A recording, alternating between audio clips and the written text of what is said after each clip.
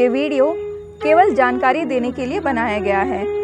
इस चैनल का किसी भी भगवान या बाबा पे विश्वास दिलाने या ना दिलाने का कोई उद्देश्य नहीं है। प्रत्येक व्यक्ति की स्वेच्छा है कि वो किसी पे भी विश्वास करे या ना करे। इस जगत में सबसे ज़्यादा विश्वास हमें खुद पे ही रखना चाहिए। किसी भी भगवान या बाबा पे विश्वास हो या ना हो, परंतु किसी पे भी अंधविश्वास कभी ना करें। अगर इस वीडियो में मेरी बताई गई जानकारी में कोई भी भूल हो तो मुझे पहले से ही क्षमा कीजिए। तो आइए वीडियो शुरू करते हैं। भारत देश संतों और महात्माओं का देश माना जाता है। कहा जाता है कि संत साधना भक्ति से मोक्ष प्राप्ति की कोशिश करते हैं, मगर ऐसे बहुत कम योगी होते हैं जो सभी भौतिक सुख सुविधाओं को त्याग कर तप में लीन हो जाते हैं। रायगढ़ के हठ योगी भी कुछ ऐसा ही कर रहे हैं। न सिर्फ ये लोगों के आस्था का केंद्र है, बल्कि विज्ञान को भी चुनौती दे रहे हैं। दरअसल रायगढ़ शहर से महज 6 किलोमीटर दूर स्थित कौसमनारा गांव छत्तीसगढ़ में नहीं बल्कि पूरे देश में इन हठ योगी की वजह से प्रसिद्ध है। इनकी कठिन तपस्या को देखने दूर दराज से लोग आते हैं। लोगों का मानना है कि हर मौसम में बाबा सत्यनारायण इसी तरह जप में लीन रहते हैं। लोग बाबा को शिव भक्त मानते हैं। बाबा को मानने वाले लोगों की फहरिस्त भी काफी लंबी है। रायगढ़ में गर्मी के मौसम में तापमान 49 डिग्री तक पहुंचता है।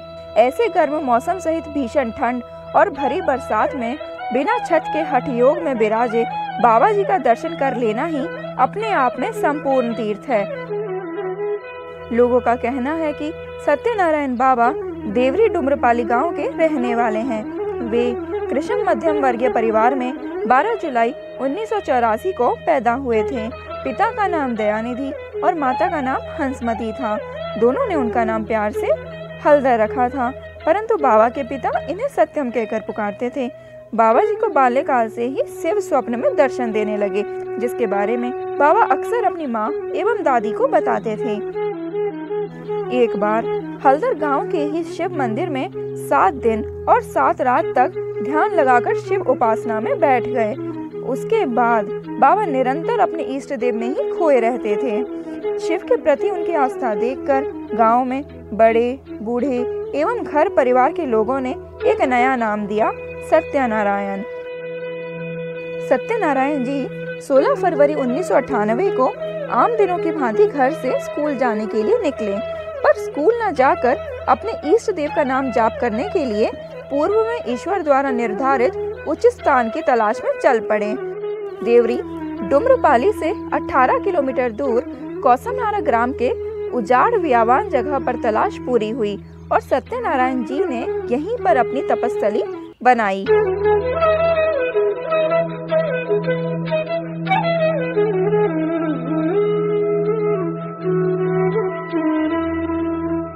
उसी दिन एक पत्थर को शिवलिंग मान अपनी जीवा अर्पण कर तपस्या में लीन हो गए। लगभग 1 सप्ताह बाद एक सेवक ने शिवलिंग के बाजू में बाबा जी से आज्ञा लेकर अग्नि माने धुनी प्रज्वलित कर दिया, जो आज अखंड धुनी के रूप में निरंतर प्रज्वलित है। आरंभ में बाबा जी की तपस्या को आम लोगों के द्वारा स्वीकार नहीं किया जा रहा था, जैसा कि अक्सर होता है। कुछ लोगों द्वारा परेशान करने एवं बाबा जी को अपने स्थान से उठाने का प्रयास प्रशासन एवं कई लोगों द्वारा किया गया। बाबा जी की तपस्या को देखकर जहां परेशान करने वाले बढ़ रहे थे, वहीं श्रद्धालु भक्तों की संख्या भी बढ़ने लगी। बाबा जी की 24 घंटे चौकसी होने लगी। बाबा जी की तपस्या की ख्याति धीरे धीरे चारों ओर फैलने लगी। इसे देख सुनकर आसाम कामाख्या से श्री श्री 108 श्री मोनिका लहारी बाबा, जिनकी उम्र 108 वर्ष है, वो भी कौसमनारा रायगढ़ सत्यनारायण बाबा की तपस्या देखने आए। बाबा जी की तपस्या से प्रभावित होकर दिनांक 2 अप्रैल 2003 से 8 अप्रैल 2003 तक श्री श्री 108 श्री सत्य चंडी महायज्ञ किया एवं बाबा सत्यनारायण जी को श्री श्री 108 की उपाधि देकर अपने एवं धाम को वापस हो गए। तब से आज तक प्रति वर्ष उनके अनुयायी यहाँ कौसमनारा आते हैं। भारी मात्रा में भक्तजन दर्शन करने आने लगे और मनवांछित फल पाने लगे। निर्माण शुरू हुआ प्रथम कुटिया बनी, फिर पानी की व्यवस्था हुई। धीरे धीरे बाबा जी का धाम अपना स्वरूप लेने लगा। पत्थरों की जगह शिवलिंग की स्थापना हो गई। धुनी की जगह हवन कुंड बना दिया गया। बाबा जी खेत की जमीन पर बैठे थे। भक्तों के अनुरोध पर चबूतरा पर बैठने को राजी हुए। जगत जननी अष्टभुजी दुर्गा मंदिर का निर्माण 2009 में पूर्ण हुआ। बाबा जी 16 फरवरी 1998 से अब तक तीनों मौसम ग्रीष्म, वर्षा एवं ठंड ऋतु में खुले आसमान के नीचे निरंतर तपस्यारत हैं। सुबह 7 बजे से रात्रि 12 बजे तक अपने ईश्वर की साधना में तपस्यारत रहते हैं। बाबा जी का आहार जल, दूध और फल है।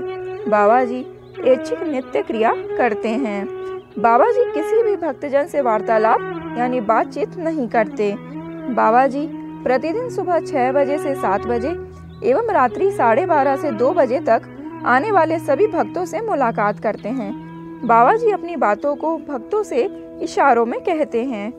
शनिवार को बाबा जी अपने भक्तों से रात्रि 12:30 से सुबह 5 बजे तक मिलते हैं।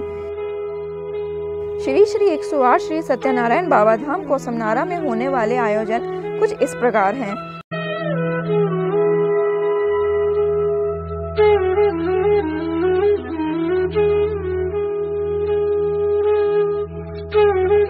अगर मेरी बताई गई जानकारी से आप प्रसन्न हैं और संतुष्ट हैं तो मेरे चैनल को सब्सक्राइब ज़रूर करें। इस वीडियो को लाइक एंड शेयर ज़रूर करें। Till then bye bye.